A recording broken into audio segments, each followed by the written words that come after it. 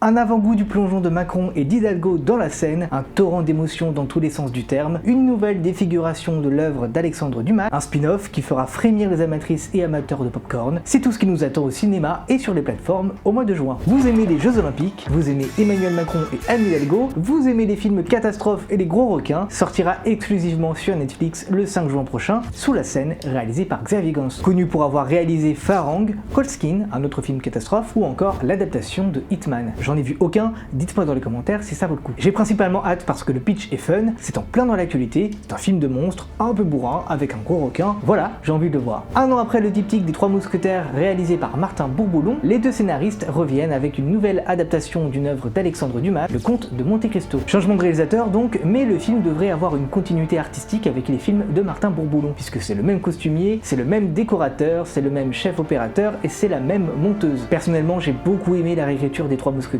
malgré des défauts de scénario et d'image surtout, donc j'imagine qu'on devrait rester à peu près dans la même veine. C'est prévu en tout cas pour le 28 juin prochain, oui, un vendredi. Une semaine avant ça, on pourra découvrir le 29e film d'animation des studios Pixar, et pas des moindres, puisqu'il s'agit de Vice Versa 2, un film inquiétant parce que c'est la première réalisation de Kelsey Mann, qui a auparavant travaillé en tant que storyboarder, le réalisateur du premier film étant ici producteur. Le film racontera l'histoire de Riley, devenue adolescente et devant faire face à de nouveaux défis avec notamment de nouvelles émotions. Et puis enfin, le 26 juin marquera le retour de la série Sans un bruit, avec non pas une suite mais un spin-off qui prendra place au premier jour de l'invasion à New York. Et toi, quelles sont tes plus grosses attentes au cinéma ce mois-ci? Abonne-toi. Rapide, simple, efficace, comme on les aime, magnifique.